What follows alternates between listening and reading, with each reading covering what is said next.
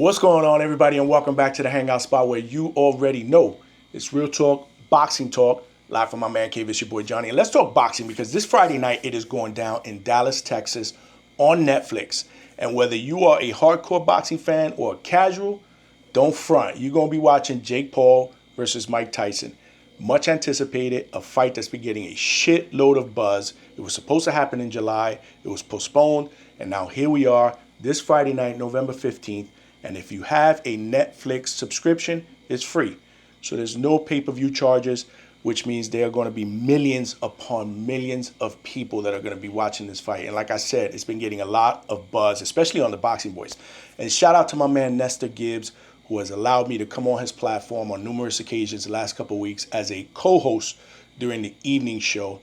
It's been a blast. And if you have not seen the Boxing Voice, make sure you tune in every single day, every morning, 9 a.m. Eastern time. They rock out. They do it up. It's the breakfast club of boxing. And on the evenings, we do it up at 7 p.m. Eastern Standard Time. So make sure you come and support and check out a brother. But anyhow, like I said, lots of buzz, man. Lots of buzz about what people think they're going to see. Are they going to see the Mike Tyson of the past against Jake Paul? Or are they going to see Mike Tyson go to sleep? Because let's not forget, he's 58 years old. First and foremost, before we get into breaking down the fight and my prediction, I just want to say one thing. I could have went to this fight with media credentials, but I chose not to. And the reason why is, didn't want to run the risk, take the flight down to Texas, and all of a sudden this became a circus. I figured if I was going to go to the circus, I would just stay here in Florida and I would catch a clown show locally. But it's going to be a spectacle. That I will say. So now I'm kind of regretting it. Maybe I should have been there. Nonetheless, I'm going to enjoy it. We're actually going to do a live fight chat on the Boxing Voice Friday night, so make sure you check us out. But one thing I will be able to say, regardless of what we see, we cannot ignore how good of a businessman Jake Paul is. And I've made it clear on prior videos in the past, I'm a huge fan of Jake Paul, the businessman. I mean, his business acumen goes without being said, man. I mean, what he's done to market his brand, Most Valuable Promotions, the production. I mean, if you don't believe me, check out last night's media workout, man. I mean, that thing was a spectacle. We don't see shit like that anymore, man. I mean, so from a production standpoint, from a business standpoint, I mean, look what he's done for the career of Amanda Serrano, who's fighting on the undercard. She's going to be making in excess of $6 million, a female fighter. It's insane. It's almost like anybody who operates, with Jake Paul, you gonna eat. Everybody's gonna get paid.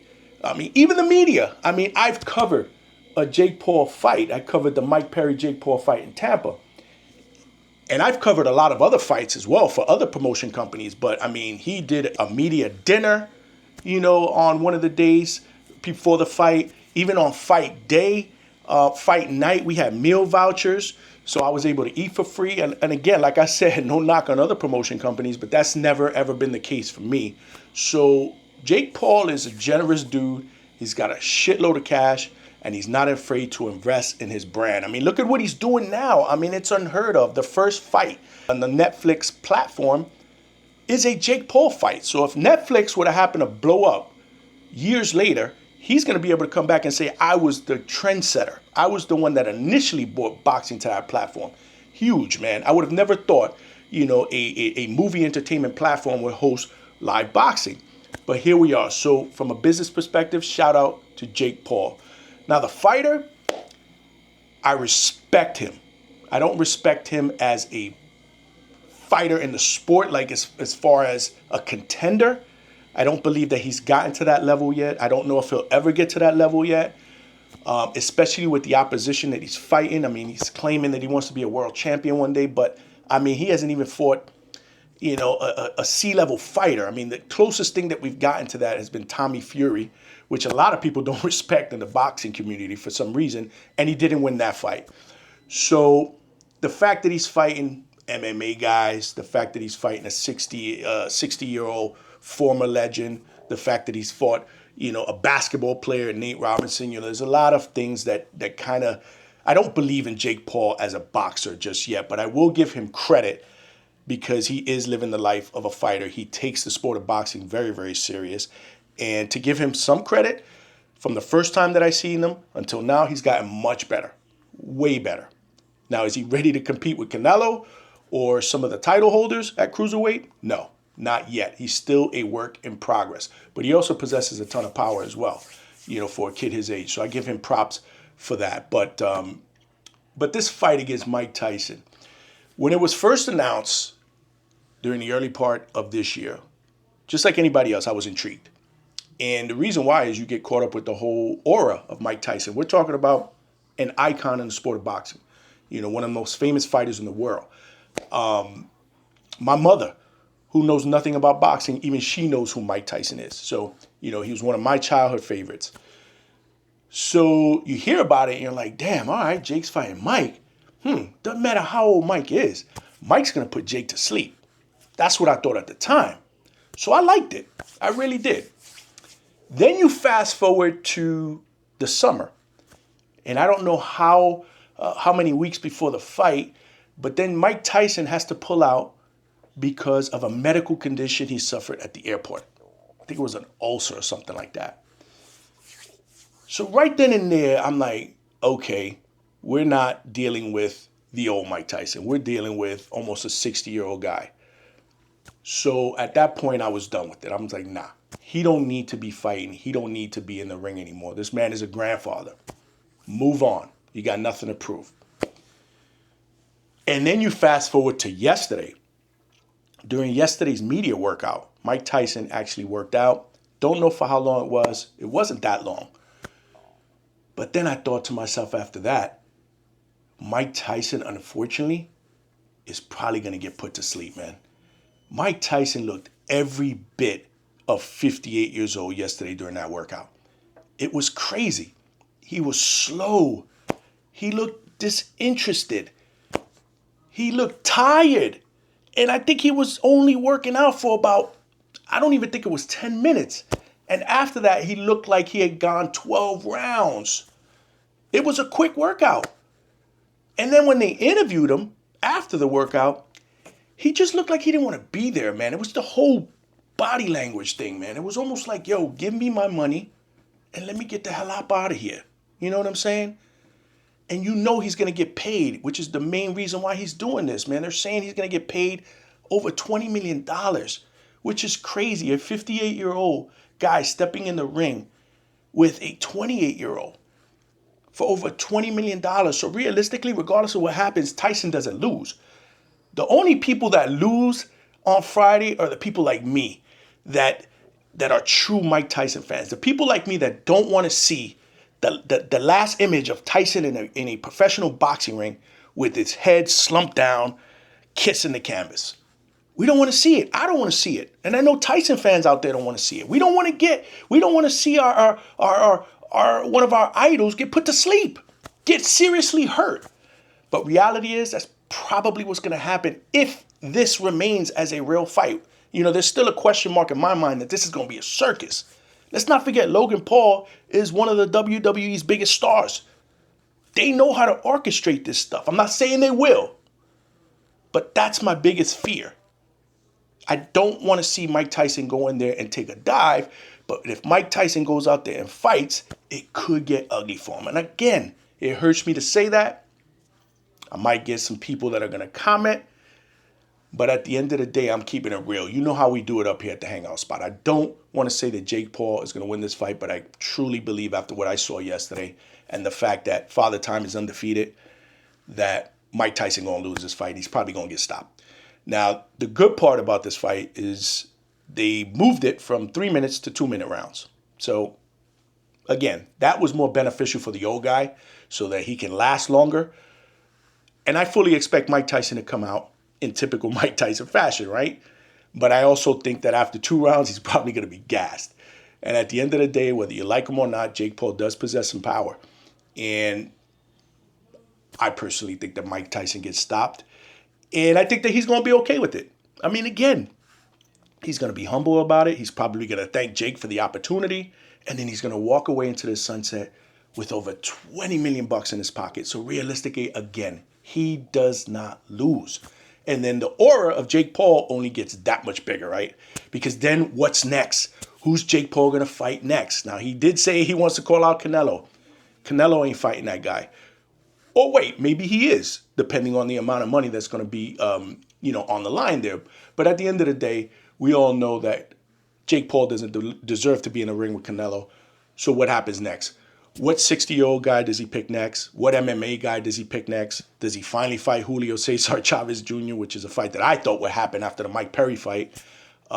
Because, again, at that point in time, I still didn't think that Mike Tyson would be medically cleared for this fight. And I don't understand why he's medically cleared.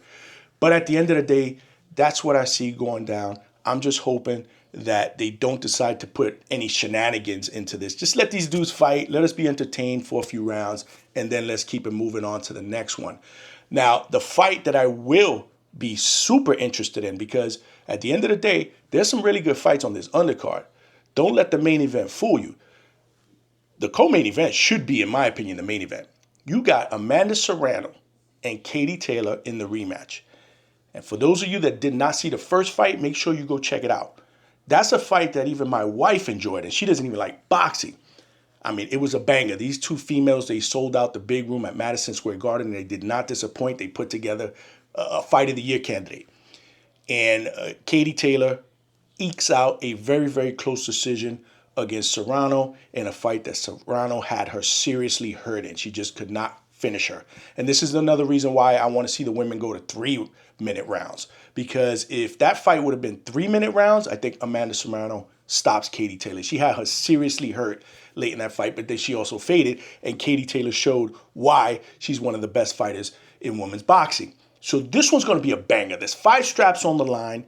They're very familiar with each other, and stylistically, they make for a very good fight. Amanda Serrano has with a victory, Amanda Serrano can catapult herself to the face of women boxing. And I know the GOAT, Clarissa Shields, shout out to you. You're not going to want to hear that. But, I mean, what Jake Paul has done for Amanda Serrano, making her a household name, it just can't be denied.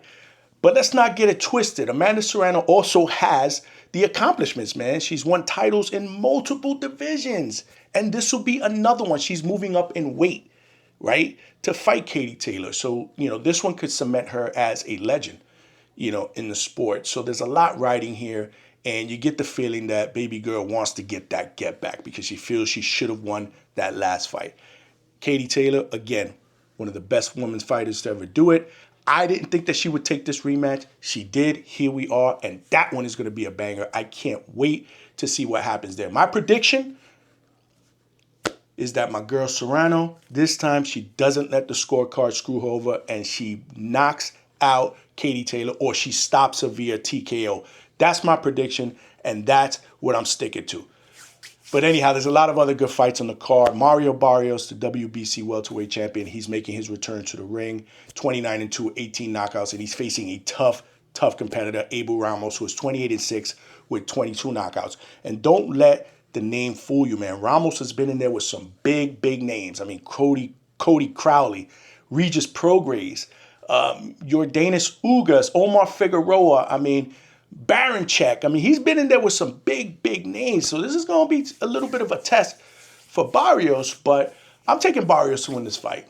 I mean, he is obviously tutelage, being coached by my man Bob Santos, one of the best to ever do it in the sport of boxing. And, and Barrios has grown into a legit welterweight star, man. And he's getting better and better. His only 2 losses have been, to some two great fighters. So I fully expect Barrios to get some good work in this fight. I think it's going to be a competitive fight, but I think Barrios could win this fight by stoppage.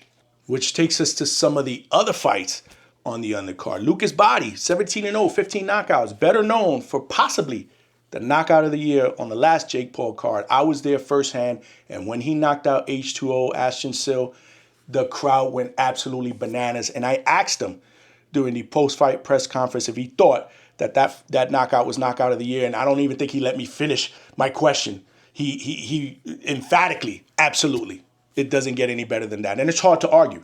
It's really hard to argue. That was a tremendous knockout. If you have not seen, make sure you check it out on YouTube. But Lucas Body is going to be in the undercard. Shout out to him. He just signed a 3-fight deal, I believe, with Most Valuable Promotions. So, He's on the up and up. Shadeja Green is going to be another woman's fight for a title. Shadeja Green, baby girl, she's going for the WBO super middleweight title against Melinda Wapool. I expect that fight, to be a very, very competitive, fight.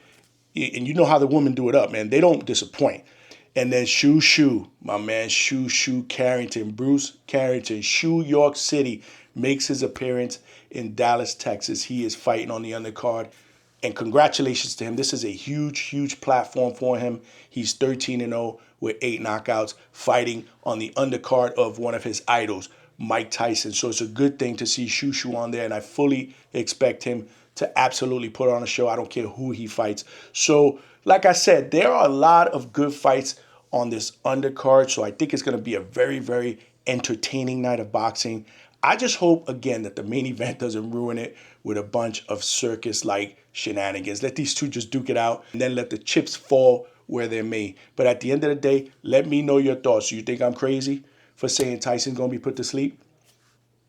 I mean, that's what I think. Let me know what you think. You think you're going to see the Mike Tyson of the past? It'd be interesting to hear what you say in the comment section. And don't forget, comment on some of the other fights too. Let me know what you think about Serrano Taylor. Let me know what you think about Barrios, man. Again, I appreciate everybody commenting. And at the end of the day, like I always say, if you're new to watching my videos, I don't know what you're waiting for.